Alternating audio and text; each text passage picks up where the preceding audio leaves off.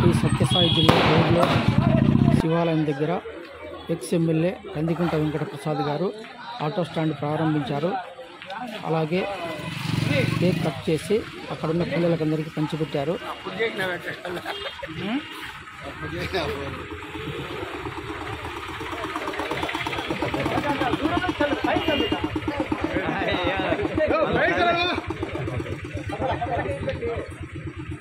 కందుకూట బజార్ అన్నకే కందుకూట బజార్ అన్నకే కందుకూట బజార్ అన్నకే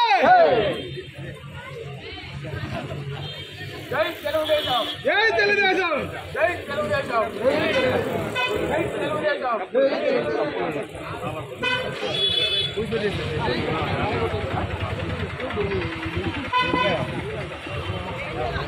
బాబు నానా తు సైడ్ రా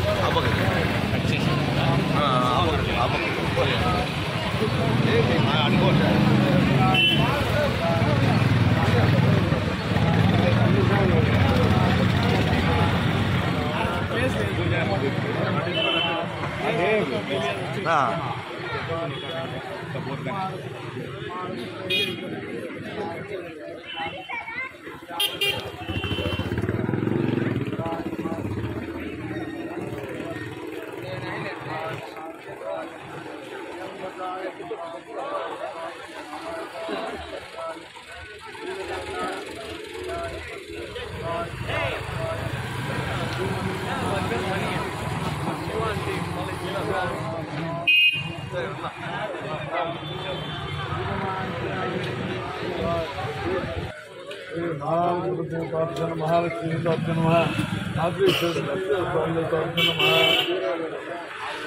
मंगलम कौशलेन्द्राय महनीय गुणात्मने चक्रवर्ती तनोजाय सर्वमाय मंगलम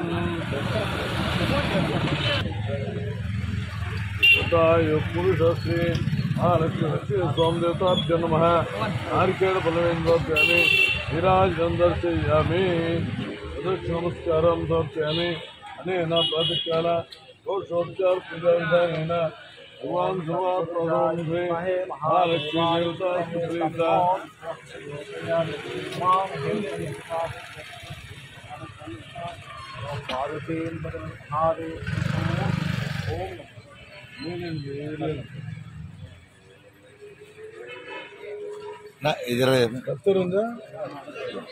शतमानं भवति तथा पुरुषस्थित आयुष्येवेन्द्रिये प्रतिष्ठति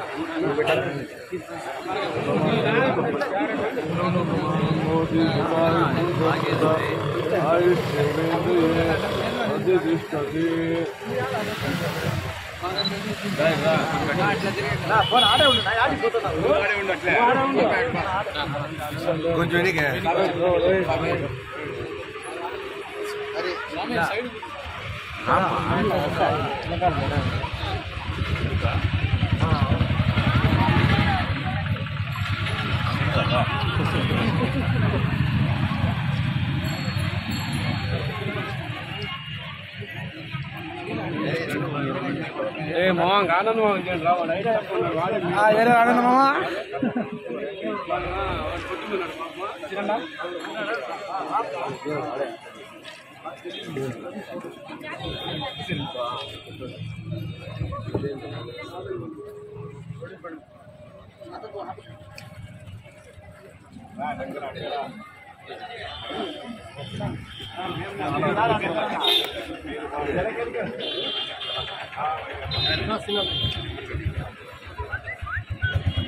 ఆనంద్ సార్ ఆడికి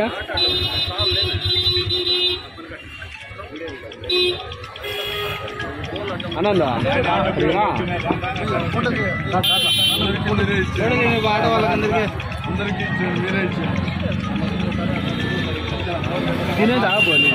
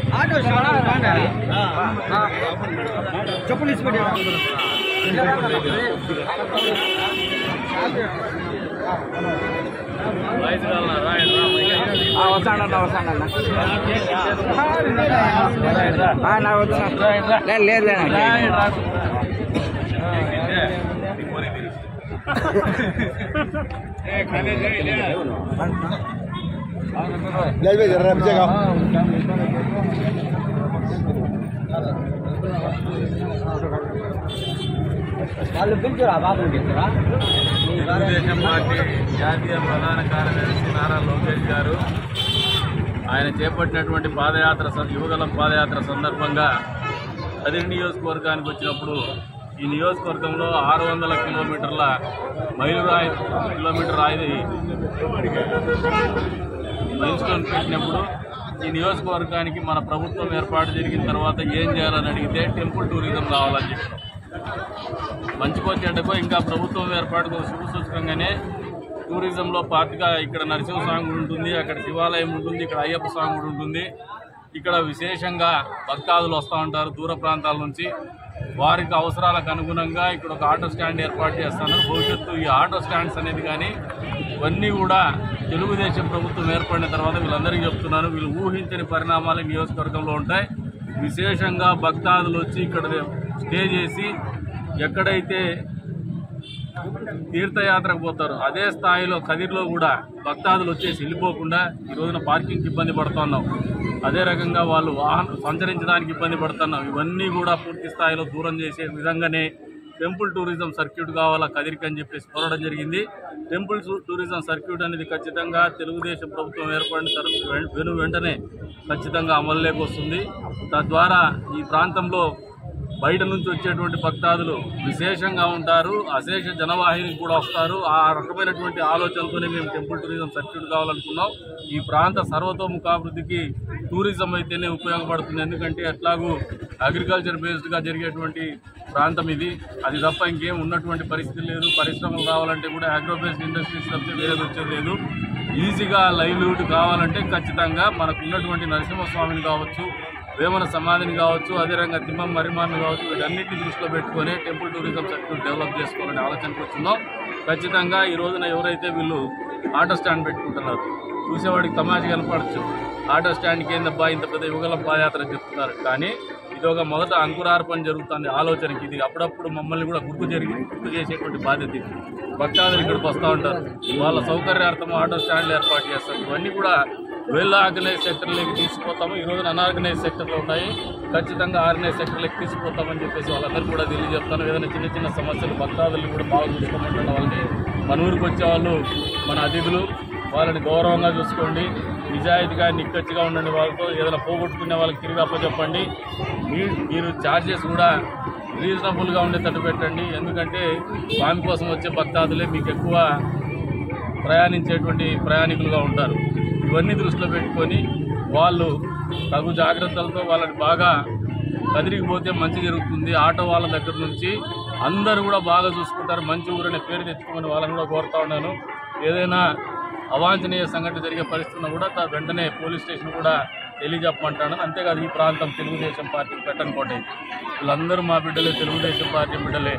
ఖచ్చితంగా వీళ్ళందరికీ కష్టం వచ్చినా నష్టం వచ్చినా వీళ్ళకు కంటికి రెప్పలా చూసుకునేటువంటి బాధ్యత మేము తెలుగుదేశం పార్టీ నియోజకవర్గం మొత్తం కూడా తీసుకుంటుందని చెప్పేసి కూడా ఈ సందర్భంగా తెలియజేసుకుంటూ, వాళ్ళకి ఏ రకమైనటువంటి జీవనాధారంలో వాళ్ళు ఏదైతే ఆటోల్లో వెళ్తున్నారో వాళ్ళకి ఏ రకమైనటువంటి అసౌకర్యం కలిగినా, వాళ్ళకి అవసరం వచ్చినా మేము అందుబాటులో ఉంటామని చెప్పేసి ఈ సందర్భంగా తెలియజేసుకుంటూ, మరొకసారి ఈ రకమైనటువంటి ఆలోచన వచ్చి వాళ్ళ కష్ట నష్టాల్లో అందరూ కలిసి జీవితం ముందుకు సాగించాలనే ఆలోచనకు వచ్చి ఒక ఆటో స్టాండ్ పెట్టుకొని, ఒక యూనియన్ పెట్టుకొని, దానికి సీనాని హరిప్రసాద్ని అధ్యక్షుని పెట్టుకొని, కరుణాకర్ని ఉపాధ్యక్షునిగా పెట్టుకొని ముందుకు పోతున్నటువంటి వారందరికీ కూడా, అదేవిధంగా అసోసియేషన్ కూడా, ఆటో స్టాండ్ వారికి కూడా శుభాకాంక్షలు తెలుపుతున్నాను. మంచి జరగల్లా, మంచి ఆలోచనతో మీరు కూడా ముందుకు పోమంటున్నాను. వచ్చే రోజుల్లో మన జీవితాల్లో ఖచ్చితంగా మార్పు వస్తుందని కూడా చెప్తాను.